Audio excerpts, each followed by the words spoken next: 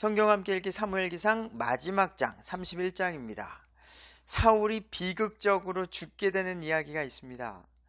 하나님께서 멋진 사람이라고 들어 쓰신 사람으로 시작된 이스라엘의 첫 번째 왕이었지만 하나님께 불순종함으로 인하여서 결국 비참한 죽음을 맞이하게 되는 안타까운 삶의 모습이죠.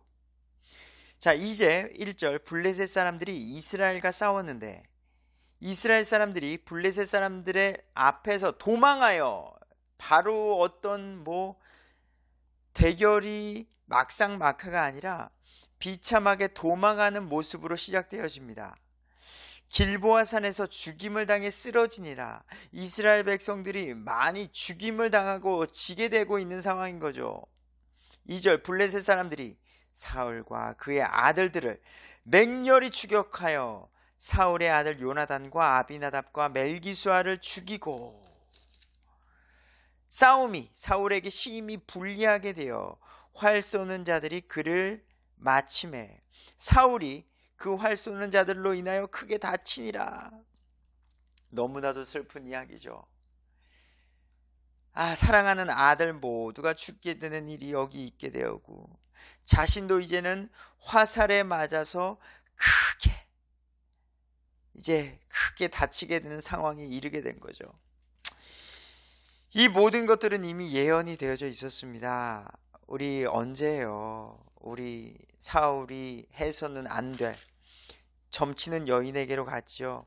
점치는 여인에게로 가서 하나님의 뜻 가운데 이루어진 일이오나 그 무당이 사무엘을 다시 땅으로부터 일으켜 세우셔서 그에게 하나님의 음성의 메시지를 전하게 되고 그의 심판이 뭐였어요? 너와 너의 아들들이 나와 함께 있을 것이다. 곧 죽게 될 것이다. 블레셋 사람들에 또 넘어갈 것이다. 그 이야기를 사무엘을 통해서 하나님이 해주셨지요.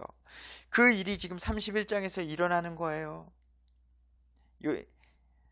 사울의 아들들은 죽게 되고 활에 맞아 크게 다치게 되고요. 사울이 크게 다치는 가운데 이렇게 말하는 거죠.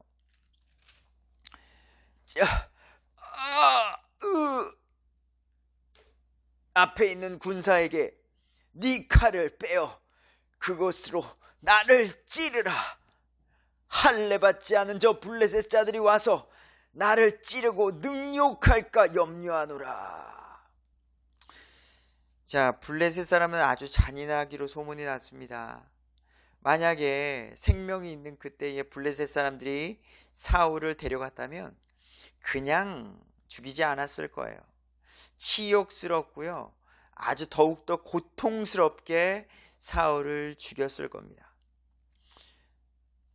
사울의 입장에서는 그들에게 그렇게 죽임을 당하는 일이 너무나도 고통스러웠기에 자기 군사에게 나를 찌르라고 했던 거죠.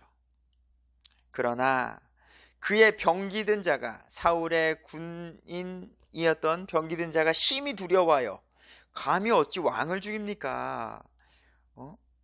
그래서 두려워하여 그렇게 하지 아니하므로 사울이 칼을 취해 칼을 가슴에다가 자기 쪽으로 대고요. 이제 칼을 찌를 힘은 없으니까요. 칼 위에 쓰러지는 거예요. 칼 위에 쓰러짐에 칼이 자기 몸을 관통해서 이제 죽게 된 거죠. 그 병기든 자가 사울이 죽은 것을 보고 자기도 마찬가지로 자기 칼 위에 쓰러져 사울과 함께 죽으니라. 왕이 죽었으니 왕을 지키는 군인도 같이 죽음을 선택한 거죠. 이와 같이 사울과 그의 세 아들과 그의 병기드는 자가 그의 모든 사람이 그날에 함께 죽었더라. 하나님의 말씀대로 이루어진 거죠. 7절 골짜기 저편에 있던 이스라엘 사람들과 요르단 저편에 있던 자들이 이스라엘 사람들이 도망한 것과 이제 전쟁에서 졌으니까 왕도 죽었겠다 다 도망가기 시작하는 겁니다. 사울과 그의 아들들이 죽은 것을 보고 도시들을 버리고 도망하매 이제 다 도망가는 거예요. 이제 살려고 목숨 건지려고 블레셋 사람들이 와서 그 도시들에 거하니라. 우리가 지금 너무나도 안전하고 치안이 잘 되는 나라에 살다 보니까 우리가 이러한 어떤 극심한 고통과 두려움을 느끼지 못할 거예요. 지금 현재 우크라이나와 러시아가 전쟁을 벌이고 있습니다. 하루아침에 아빠를 잃고 엄마를 잃고 자녀를 잃고 가족을 잃고 죽어가는 군인들 뿐만 아니라 민간인들도 지금 그러한 극심한 두려움과 공포 속에 살아가고 있는데, 우리도 대한민국도 지금 휴전국입니다. 우리가 지금 누리고 있는 이 평화와 안정이 영원하리라고 생각하지 말고 오늘도 우리가 굶주리지 않고 춥지 않고 하루하루 살아가는 거에 있어서 감사해야 할 것입니다. 내가 만날 수 있는 사람을 만나고, 연락할 수 있을 때 연락하고, 일할 수 있을 때 일하고, 잠잘 수 있을 때 잠자고, 내가 선택할 수 있는 이 자유를 누릴 수 있는 자유 대한민국, 자유 국가가 너무 소중하다는 것을 또 알았으면 좋겠습니다. 자, 8절 그 다음 날 블레셋 사람들이 죽은 자들을 벗기러 왔다가, 이제 전쟁에 조금이라도 살아있는 사람들이 있으면 완전히 죽여버리기 위해서 왔다가 사울과 그의 세 아들이 길보아 산에서 쓰러진 것을 보고는 그의 머리를 베고 잘라버리는 거죠. 그리고 그 목을 가지고 가서 우리가 이겼다는 것을 자랑하고 막 그랬단 말이죠. 그의 갑옷을 벗긴 뒤 블레셋 사람의 땅 사방에 보내어 자기들의 우상들의 집과 백성들 가운데서 그것을 알림해. 야, 이러는 거죠. 우리 블레셋과의 전쟁도 기억하세요? 다윗이 블레셋과 가드 사람 골리앗과 싸울 때도요.